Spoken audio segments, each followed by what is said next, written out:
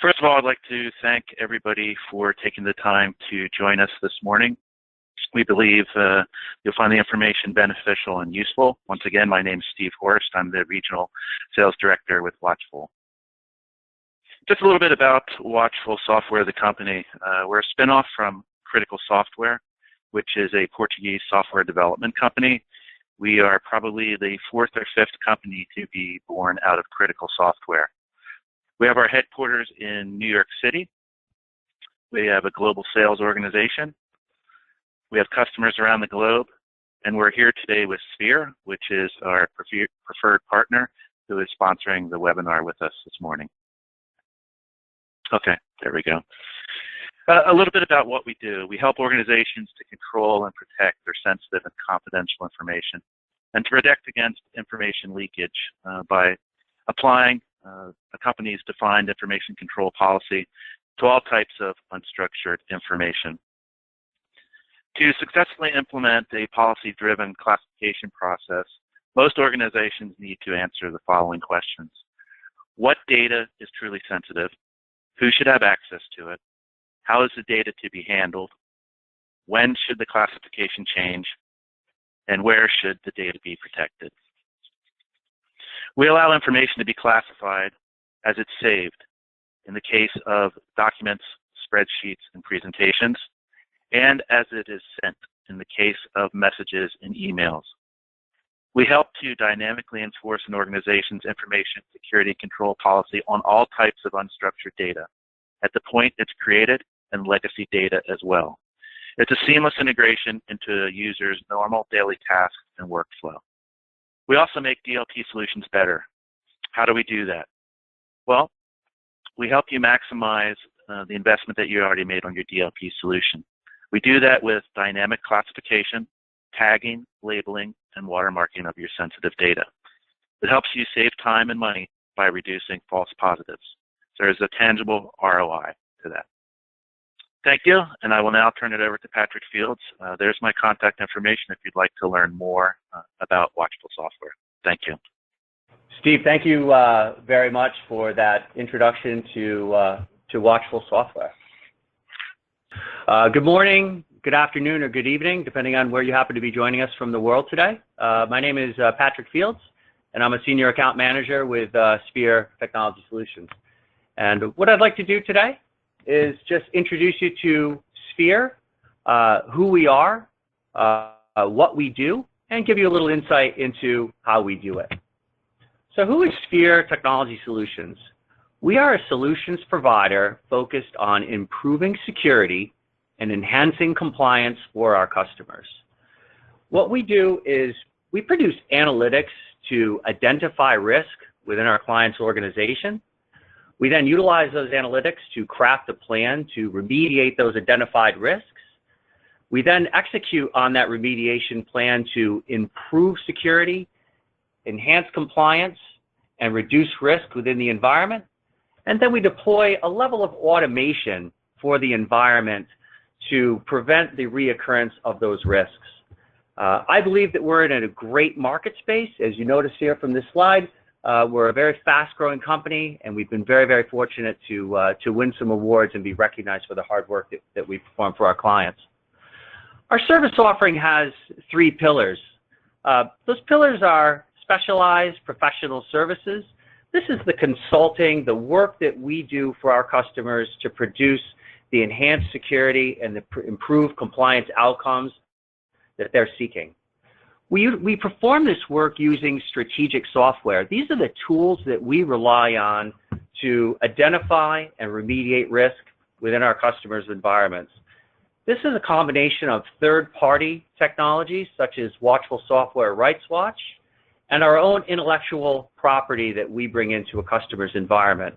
In an instance where you may not possess some of these tools, we can help you with the acquisition of these technologies by acting as your value-added reseller. The third pillar of our service offering is customized integration. This is the marriage of people, processes, and technology that our clients require to maintain the governance model for their environment. So what do we do? Let's go a little deeper. If you take a look here, you're looking at data, systems, and access, three very fundamental components of a typical technology infrastructure. Data is the information that you use every single day in your business, starting from the line worker, through the middle manager, all the way up to the C-suite. Systems are the places where that data lives. And we're talking about anything from an unstructured repository, such as a file share or a SharePoint site, to more structured places such as a database or an application. And then access. Who has access to this information, and who should have access to this information? Now, all that looks rather simple, but then you really have to consider, how do I secure these critical assets from internal and external threats? What are the compliance guidelines that I have to manage these assets according to? These could be external regulatory requirements, internally developed audit policies. And then what is the governance model that a company needs to employ to maintain security for the environment and to fall within the necessary compliance guidelines? So what does Sphere do to assist customers with enhancing and deploying that governance model? We utilize a four-phase methodology. We begin by assessing a target environment, develop the KPIs, understand that environment at a high level of detail, identify where the risk exists within the environment. We then utilize those metrics to create a plan that will reduce risk. We then perform the remediation. That's execution of the plan to reduce risk. And then we deliver a level of automation around the environment so that those risks will not return to your organization. So how do we do this? We begin, as I said before, with the assessment. We collect a tremendous amount of metadata from your environment utilizing third-party tools. We may access a particular target directly, or as I mentioned before, we do utilize some of our own intellectual property, as you see here in the case of the Sphere collectors, to enhance the level of information that we can obtain from a target either directly or a third-party tool. We then process this information to deliver the KPIs that are necessary to provide an understanding of the environment and identify where the risk occurs. This business intelligence is a combination comes from three key places. It's industry best practices. It's our own internally developed business intelligence, our best practices that we've developed over the years of performing this work for many, many customers. And then lastly, and as equally important, it is the KPIs and the business intelligence that our customers want to run their business according to. We present all this information out to the customer, and this is where you start to see how things change as you engage in our four-phase methodology. The assessment is kind of the dipstick, if you will. It's a measurement of where you sit today. The plan is now what you're going to do to improve the environment, to create that target operating model. The remediation is where you start to see the KPIs improving. You start to see the risk ratings being reduced.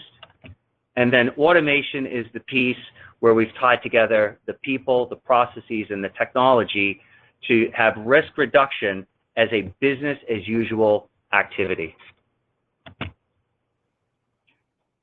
Now, I'm sure you have a few questions at this point, so I just want to share with you my contact information. But at this point, I'd like to turn it over to Vijay Viswanathan so that he can give us his perspective on security, risk, and compliance from the CISO's point of view. Thanks, Steve. All right, let's get started. A really quick introduction from my side here. Take this out of the way there. Great. I'm Vijay Viswanathan. I got about 17+ years of experience in technology, cybersecurity, privacy, compliance, and risk management areas. Primary focus is in the past couple of years has been more in the cloud, data security, and understanding the next thought process around how do we address the shifting context. I'm a part of quite a bit of advisory boards, and I do advise venture capital firms, startup organizations. And I'm guilty of charge for creating the Twitter handle and making follow the data similar to follow the money, Cuba Gooding Jr., all wild out there. To get started today, folks, what I've done is the agenda, the pieces that we're going to touch today is understand what the shifting context is, what are the drivers for better DLP. We're also going to talk a little bit about why is data all the more relevant today than ever before. Then a brief introduction on a DLP and my perspectives and experiences and what has happened at my organization and organization that I've advised on. We'll touch on some digital transformation concepts, and finally, I will leave you guys with a little bit of considerations if you're pursuing DLP in your pathway. To start with shifting context, let's kind of break it down. In the past, what typically happened, if you look at the IT landscape, we had data centers, host servers, typically company assets, fixed perimeter, everything was well organized within the boxes. The reason why it happened are from a security perspective or risk management perspective, the primary focus was always device-based controls, and it was rather easy to implement, one-dimensional, and of course, the attack started getting sophisticated and these controls didn't make sense. What's happening right now is we are seeing a major shift. Obviously, with virtualization being the key driver, there's quite a bit of cost out opportunities driving this game where data centers are no longer relevant. Now, this doesn't mean data centers are gone. All it means is a very classic example, cloud is not something nebulous. It's somebody else's computer where we are putting our data in. I think that's summarized. This was in one of the conversations at RSA recently with the evolving perimeter and the reduction of data center focus from an IT perspective. The entire focus model is more towards the cloud infrastructure and more importantly, data. In other words, IT teams are beginning to focus more and more on the data aspects of governance rather than managing the physical devices and the physical parameters around layer 3 and layer 7 focus points. And why is this happening? Most CIOs, CISOs, and even CEOs are beginning to get into what's called as the digital transformation, or in other words, they're revisiting the digital operate more effectively in the shifting context of business today. So the key thing that's likely to happen more and more, and we're going to be hearing about this quite often, is digital transformation. And to summarize the long and short of it, the way I see it, more data is more problems. So what do we typically do about it?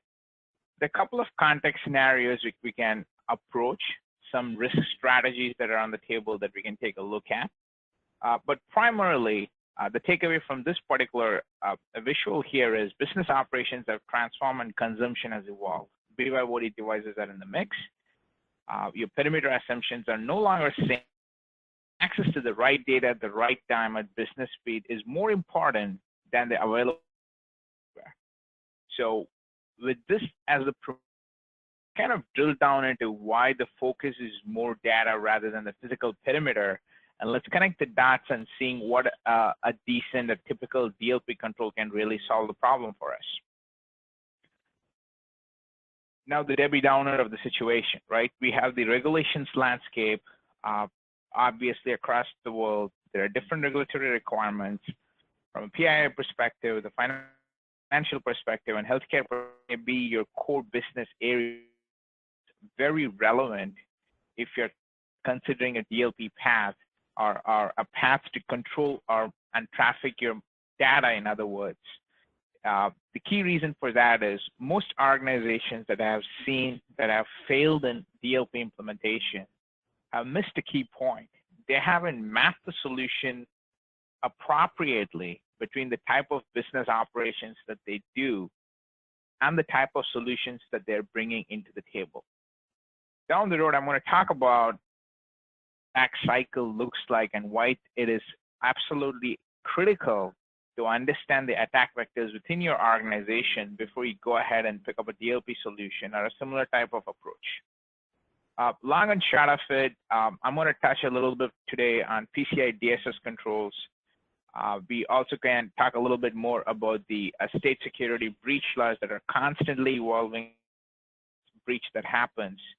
And the reason why solutions like DLP are becoming more relevant as regulatory landscape will become more clear as the concept of infrastructure management keeps disappearing. Now, let's define data loss with a common syntax or taxonomy so we understand what exactly we're talking about. This is from the NIST framework. Data loss leak prevention solution is designed to detect potential data breach, primarily data exfiltration during transmission. It's pretty common knowledge that anytime a DLP is associated, we immediately jump into the standard classification of data in motion and data at rest. The key question for us to consider as we keep thinking about cloud-based digital transformation initiated organization is looking at DLP, are these classifications still relevant? This is the fundamentals of, when you consider data security, this is always us. You protect the data at rest, you protect the data in motion. Are there other scenarios during your data life cycle where we need to start considering better controls? The easiest way to answer the question, or at least from my perspective, based on the past 4 years of implementing these type of solutions, define your data life cycle within the organization. If you're able to pinpoint the HVTs, high value targets within the organization, and have a clear sense of where your data is actually coming in and going out and where it's actually getting processed, you are going to see quite a few areas. Granted, there are going to be subtopics of data at rest and data in motion. You're going to see some very interesting perspectives. Let's drill down a little bit further here. I kind of jump right into the mud here, so to speak. These are some of the lessons learned in one of my previous implementations. And typically what happens with these situations is this is often overlooked, not necessarily forgotten. Let's take an example here with misconfigured port span or taps in the network area. Now, one of the key things that you want to do when you're considering a DLP solution, and especially if you're talking the physical layer DLP solution, is to understand the scope and the nature of how data is transferring across your network. The easiest way to do this is get in line with one of your key devices, similar to how you would approach it for your IDS IPS solution, and get a sense of what's really going back and forth. Now, what we did through as we implemented the first generation of DLP solutions, we did not actually effectively configure the network segments, and the way we looked at our inline controls, we only looked at it from a data center perspective and not from a branch perspective. What typically happens after this is when you implement a solution, your configurations are not optimal enough and you're missing quite a bit of data. Of course, we rectified it when we realized that the problem is stemming out of you're only focused on the data center, assuming your network is designed in such a fashion, and you're not essentially tapping into what's happening at the branch level routers. The second key point that is often overlooked, and this is something we got right when we implemented it, is encryption of data. So typically, you want to hit DLP controls before the data gets encrypted. Unlike SSL layer interception, SSL traffic interception using products like Zscaler or any one of those proxies, intercepting DLP controls is feasible, but the error rate seems to be pretty high. So you want to apply your DLP controls prior to data getting encrypted. Now, the other area that I've seen in larger organizations especially is discovery network scans. So what happens is there is a typical myth that when you have sensitive data in a location, you want to treat it as gold and you really are not focused on scanning that area. In other words, you're getting so concerned about the data, you're not actually scanning the sensitive areas of your environment. Get a better governance control model, and we experienced this problem with a couple of our ERP solutions. We also experienced this problem with our Exchange platform mail services. So the best way to address this is get the stakeholders before you go about implementing your DLP program and kind of get a good sense of what is the rhythm for you to complete your data lifecycle scans. Now, data lifecycle scans is a term I'm introducing, so you get a better understanding of this is not implemented once and forget it. There needs to be a constant fueling of the patterns of data lifecycle within your organization as and when you procure, let's say, for example, a new based solution. Let's make up an example here. Let's go ahead and procure Salesforce.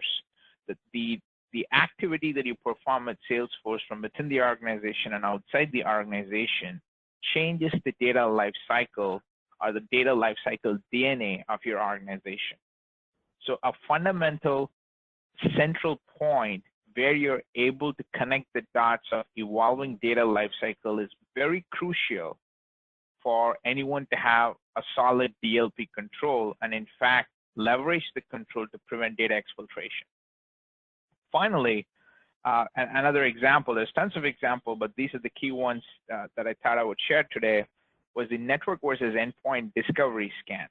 Typically, scans can be configured, from an IP perspective or from an endpoint perspective. Something that we realized during implementation or halfway through the implementation, based on the type of controls or the product that you're chosen, DLP does have a certain operational cost if you're going on a device-based or endpoint-based security control.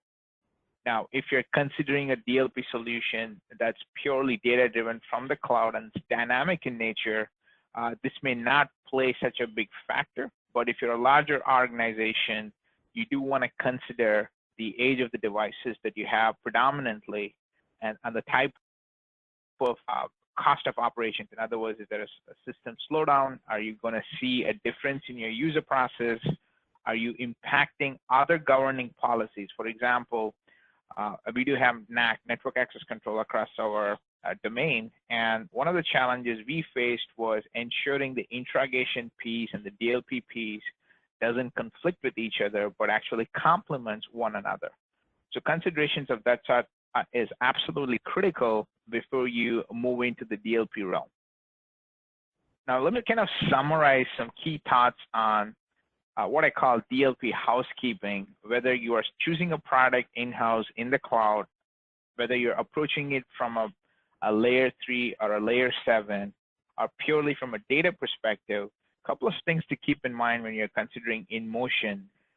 Understand your SSL roadmap of the organization. In other words, most organizations today with the right-minded CISO will probably have an SSL strategy. SSL is just not implementing a certificate for your, a web services, but essentially picking up a PKI architecture that works for both device authorization, device authentication.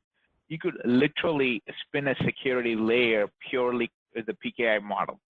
Now, when you define that, understand where transparency is needed from a DLP perspective, and you would need to intercept your own SSL controls. In other words, trusted attacks are absolutely possible if the SSL controls are not implemented correctly when you have DLP in place. Encryption. Transparent data encryption is absolutely key. If not, you're going to have a beautiful DLP product that really doesn't saturate with enough information since you're not intercepting effectively, or B, you're over-intercepting and creating trusted attack models. Auditing has been one of the best lessons learned, at least from my perspective, when I look at the effectiveness of DLP. Going through 4 generations of DLP at the moment, as with every audit, these are quarterly audits that I've been doing along with my staff, and each of this audit has given an insane amount of insights that actually help us connect the dots back to our security intelligence dashboard, which is basically a big data platform. There's a lot of value in defining the right audit cycle for DLP implementation. The most critical of all is information management policies. Now, this kind of dictates or preempts everything else, in my opinion, unless you have a clear data classification as part of your data lifecycle within the organization. The chances of DLP project hitting the success level is pretty low. Data classification should be the fundamental rudimentary step before you approach any type of complicated DLP set. Now, when you look at modern solutions, you do have dynamic data classification capabilities, which essentially scans or interprets the data and tells you that there is PII within that particular transaction, and you're able to filter it likewise. One of the key examples I'll point out here, especially with spam attacks, the advent of Locky, the primary attack vector for these type of attacks are, of course, email. And email is one of the first places you can start to implement a DLP control that actually will resolve quite a bit of problem. This is a high damage area. And if you have the right type of solution with the right DLP rules sensitized for your environment based on your associate, clarity of education that they have around spam, you're going to see the best mileage. So in Gen 3 implementation of DLP controls within our organization, Gen 1 and Gen 2 primarily focused on device-based controls. The Gen 3, I primarily shifted the target towards email-based DLP controls, which actually resulted in a dramatic drop in threat levels. And a very simple exercise here.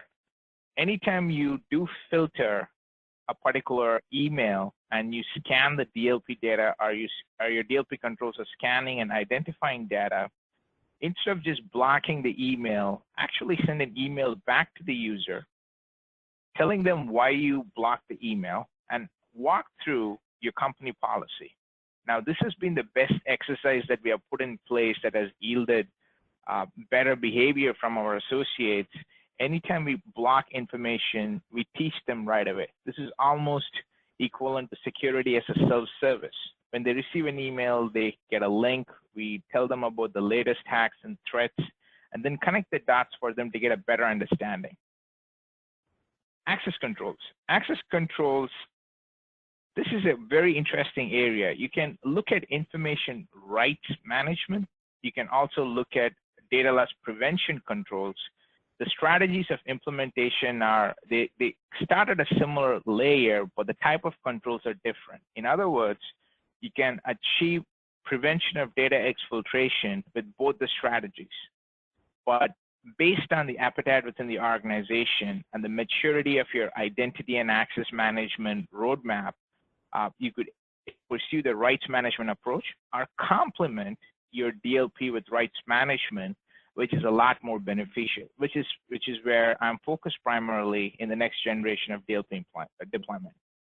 When you consider the at-risk scenarios, a couple of key things comes to mind. One is operating system and apps need to be absolutely patched. This is the fundamentals 101, no questions asked. Endpoint security tools are both a boon and a bane. And what I mean by that is, if you look at organizations like Netflix, they're actually walking away from an endpoint thinking. The modern endpoint solutions, not to name the brands, but if you look at the crowdsourced solutions or microsegmentation solutions, the evolution of these solutions are very different. So these play a critical dynamic in what type of solutions you're picking up from a DLP perspective. And I would highly encourage considering a thought process which is data-driven rather than device-driven based on the industry vertical that you're focused in. Firewall configuration seems to have the biggest impact with most of our DLP implementation, and route mapping, ensuring that the policy that you have on paper is actually translated to the right security control at your firewall, and mapping that firewall control effectively as a DLP policy is an art in itself. So the more you saturate your firewall, ensure that there is a lifecycle process in place that I spoke about in the previous slide to ensure your DLP controls are updated as well on a regular basis. Always have access from a need-to-know basis and not from it's nice-to-have basis. This solves a lot of the problem, and need-to-know defines your data classification within the organization as well. The final point, of course, is monitor only what matters. There is no point, filling up the SIM tools and security intelligence tools if you could actually do some preemptive work before the data comes into those big data entities. Let's kind of bridge the gap between the DLP lifecycle that we have spoken so far and why it becomes very interesting from a typical attack cycle today. Most attack cycles, now this is not designed to go comprehensively tell you how an attack cycle exists today, but most attack cycles based on reasonable research kind of lends into this. Obviously, there's an initial recon of your targets. If your monitors are optimized, you can effectively see the reconnaissance process. And if you pattern your behavior, network behavior over a period of time, it's quite easy to pinpoint where the attack patterns are coming from. So take those reconnaissance attacks, the simple scan attacks seriously. Pay attention to understand the frequency, especially the country of origin, and also try to figure out exactly how or why the attack cycles are happening against target IPs. And if the target IPs are well-established or well-known transaction servers, or for example, e-commerce servers, it's a no-brainer why recon is happening. Now, the next typical step is point of entry through social engineering, malware injection. If you look through all the data breaches that we have seen in the past couple of years, hacking isn't necessarily, as you all know, 100% of the time technical at all. So most of the social engineered hacks have higher success rate. So that would be the second step. The third step is command and control, and looking at point of sale terminal based attacks, especially in a transaction industry like ours. What we tend to observe is the third step becomes the ultimate point. Gaining entry, of course, is critical, but the third step, command and control establishment and validation that it exists, is the critical piece. This is where the actual silence period starts happening. It's not necessary that the data starts getting exfiltrated right away. Assume that you have the right DLP life cycle. If you missed the first and the second objectives in this attack life cycle, you would probably see the command and control communication if your controls are right. The next topic, of course, is the thought process would be the lateral movement, figuring out what would be the right data spot, what are my key sensitive data within the organization, and figure out what's important for the attacker to monetize from it. End of the day, asset and data discovery leads to finally the most critical step, data exfiltration or ransom, based on the type of attack. Now, this particular data exfiltration piece that we're talking here it directly correlates to the DLP lifecycle process that we spoke about so far. In other words, all through the attack cycle, your primary focus has always been to prevent a data breach, to prevent an attack. But if you start assuming the attack has already happened, then your mind shift actually goes more towards how do I understand what data is going out. It's not just important to pen test from outside, but it's critical to pen test from inside out as well. So the thought process here is, if you focus your data strategy on data exfiltration models, you will have a better understanding and articulation of where to head to rather than trying to understand where the attack is coming from. Obviously, to achieve this type of a data-driven security model, certain things have to change in your core security program, or at least the state of thinking has to evolve. The typical practice has always been baseline patch and control. You perform large-scale scans, and then you perform your perimeter protection, the standard approach of reacting to breaking news, and of course, you always have a list of things to get done all the time. Now, consider moving into a detect, analyze, and fix model, and essentially what you're going to get down to is you kind of start identifying your high-value assets across the organization. High-value assets are the ones that the hackers are really behind. These are the money makers, the breadwinners, the core systems within your network. The second piece, understand the data lifecycle within the core piece here. In other words, go ahead and figure out the key data lifecycle patterns for your HVT. The next step, of course, is harden and patch your core systems and pattern everything. Understand your network traffic flow inside out, so you have a clear understanding of, today is Wednesday and we are considering at 11 o'clock, what should be the typical network pattern be, and what else you need to do from a perspective of, if there is a deviation to the core network pattern, then there is something wrong within the network. So when you get to that state of security intelligence, DLP controls actually complement the thinking very well. Obviously, I understand the good days versus attack days. So you're not reacting all the time, but you're getting proactive about your thinking.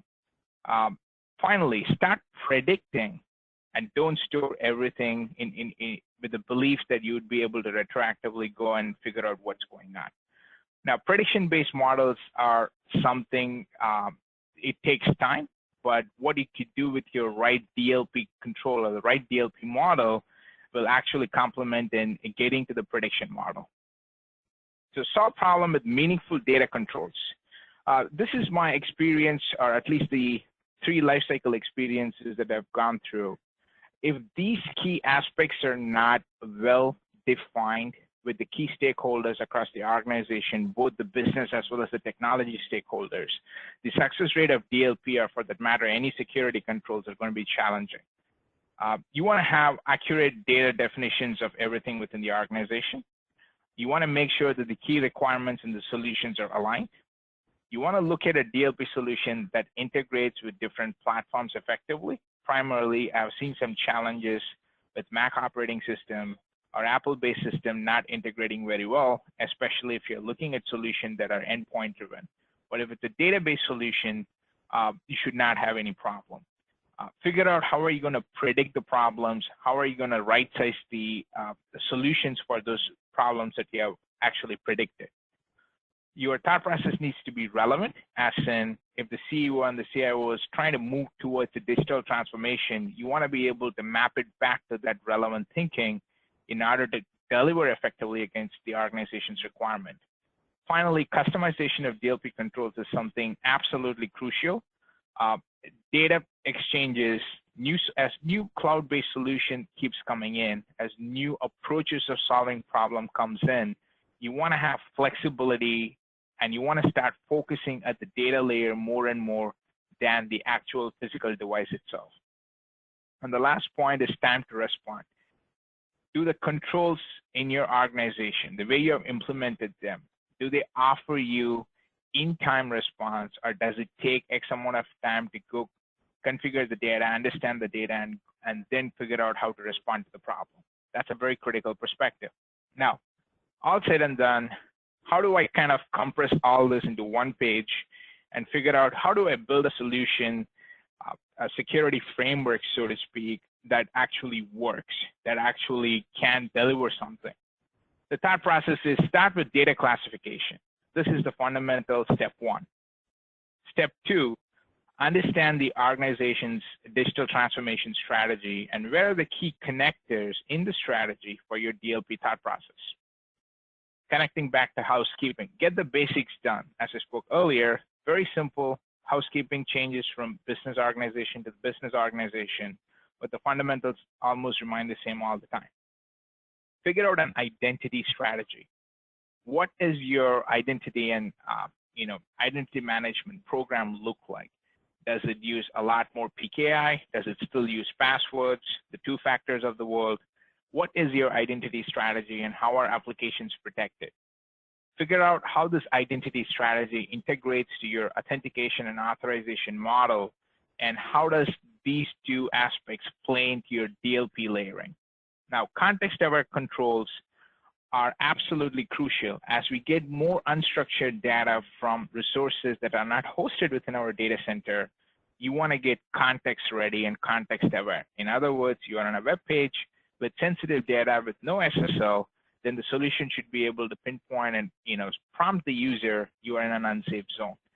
Consider those thought process before you actually even procure a solution. Right-sizing it to your organization always makes the thought process and the implementation flow much better. The final piece of it is continuous user education. Educate all the time. Create awareness campaigns all the time. And the more your associates understand what each of your security tools does, the better is the success rate for your DLP program. And in closing, here are some considerations that has worked for me. That's out of lessons learned again. Always start small with a few simple policies. Don't over-architect your core DLP policies from day one. It doesn't work. Key point to remember is this is risk reduction, not risk elimination. There is always another loophole in the organization that we need to go and fix. So start a very pragmatic approach to reducing the risk surface versus risk elimination. And the best way to do it is grow the deployments over multiple generations, and your success rate becomes better. You also gain a lot more confidence as you grow from face to face, and you can control the product the way you like it and for the best implementation possible. The next piece, of course, is start with monitoring, alerting, and associate education. I can't emphasize the importance of integrating your monitoring and alerting piece back to a central dashboard or a single pane of glass so that you can act on it. Your SOC teams can respond to it and react to it effectively. With that said, the one important and the last point on the page here is when you add new policies, always test first with a limited audience.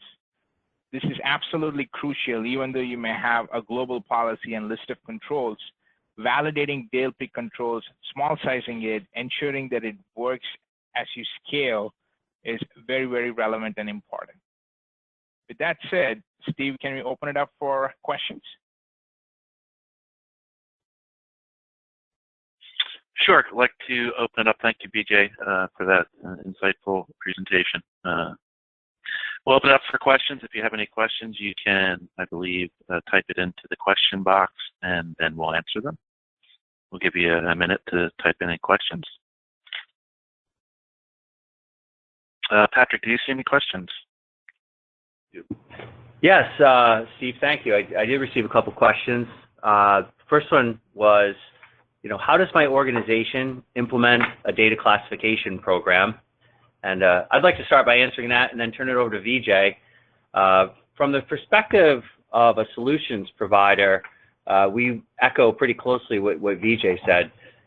Start small and start in an area where you can make an impact. One of the first things that we do for a customer is we want to dive deep and understand the use case of the data, understand who the data owners are and the data stewards. So we're understanding the criticality of the data, but we're also understanding the business needs for access and utilization of that data. And then from there, we can begin implementing controls around that data, get some wins for the customer, and then we use that to broadcast that out throughout the broader organization to help the security organization, roll this program out enterprise-wide. Vijay, I think you have probably some comments to add on that based on the slides you shared today.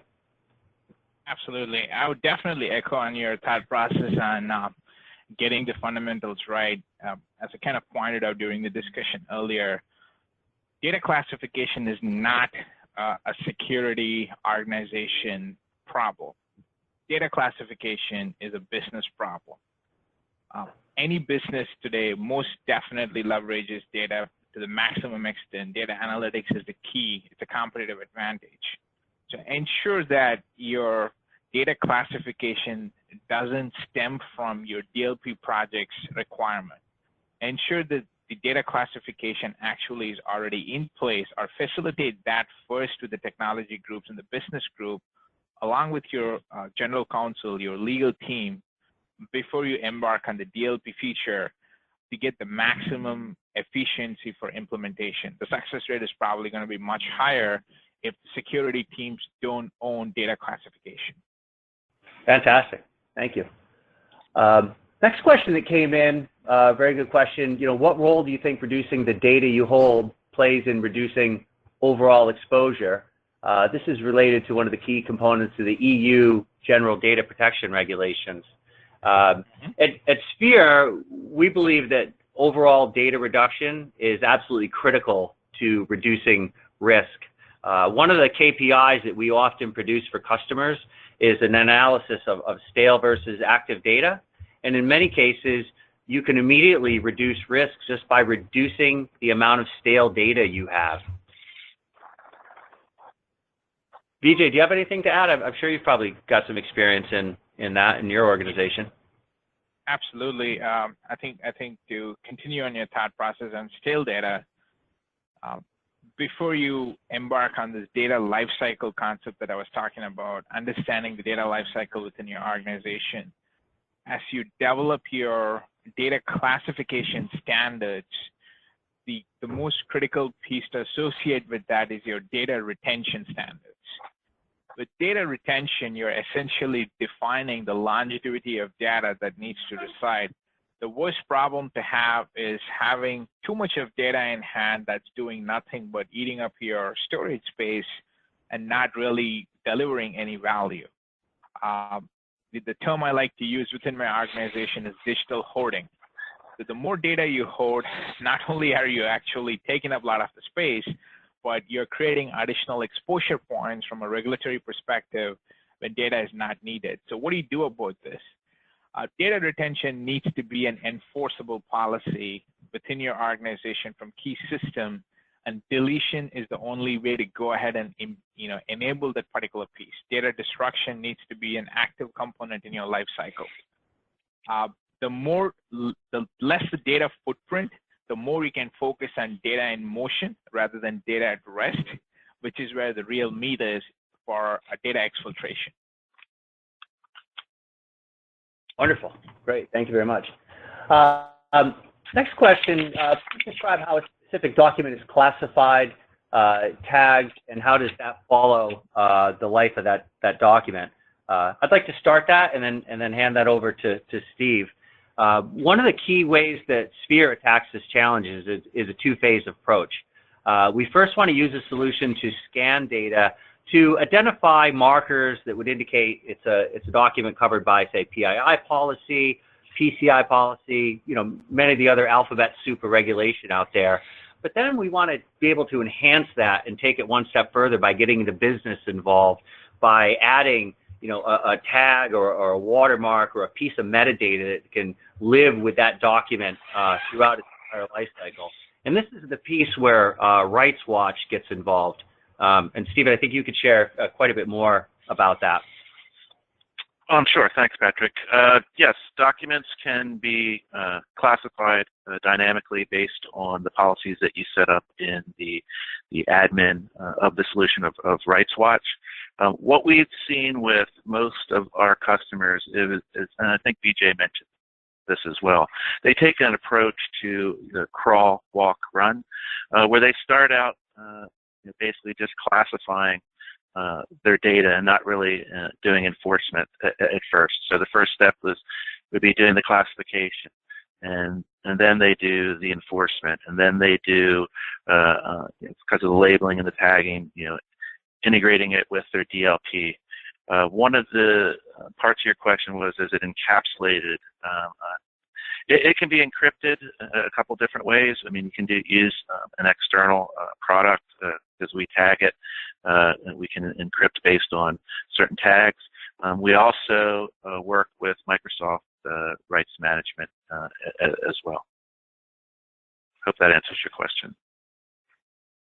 Great. No, Steve, that was very informative. Thank you. Next question we have is, how does this product integrate with Symantec data loss prevention? Excellent question. At Sphere, we utilize a broad set of tools, Symantec being a key partner of ours. And what we do is pull all the information out of various tool sets, put it into a single pane of glass so that you have one place to look to see what's happening within your environment. Steve, if you want to take on the rest of that with the technical integration between Symantec DLP solution and a data classification solution. Sure. As I mentioned before, I mean, what we do is we do classification, tagging, labeling, and watermarking. And you can configure basically any DLP solution to do a certain action based on those classifications, tagging, labeling, and watermarking as well. Excellent. And now we have just we have room just for one final question, unfortunately, but please keep them coming in, and we'll be sure to get answers for all of them and then email them out to the audience. Last question is, I've read data classification should be done manually by a subject matter expert. Seems like a tall order to automate. It is a little bit of a tall order to automate, absolutely. But when you really dive down deep into your data, whether it exists on-prem or in the cloud, understanding the use case for that data, understanding the owners and data stewards for that data, you can begin applying some general, role-based intelligence to the data and begin applying classification. I believe Vijay mentioned in his presentation, that's a good place to start. Start slow, understand what's happening with the data, and build out your controls over time. So while deployment of a tool such as the Watchful Software Rights Watch solution isn't going to get you there on day one, it is an evolutionary process. Vijay, do you have something to add to that? I think you summarized this right about the point there. The biggest challenge, both from experience and what I've observed, is right-sizing your implementation and understanding your data lifecycle model. Getting a DLP just because it's the right thing to do never seems to work. The failure rate of DLP solutions is as good as a slice of bread, but the effectiveness, if done correctly for the organization's requirement, any form of DLP can prove absolutely phenomenal. And I definitely see tremendous value anytime any type of transaction is done, either in line or directly from an email perspective.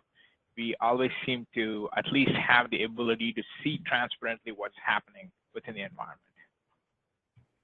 Fantastic. And Steve, what about from your perspective, where you're rolling your solution out to customers? What's your view on that question? Like I mentioned before, in the real world, most people start out with the crawl, walk, run type scenario. Most of our customers have, where at first they will just start, classifying data. And I think, as Vijay mentioned, that's one of the most important things to help you make a DLP strategy successful. The first thing you really have to do is, classify your data. I always say, all data isn't created equal. So once your data is classified, then you can decide which other aspects you're going to do with that, whether you're going to enforce certain policies and that. But I hope that answers it.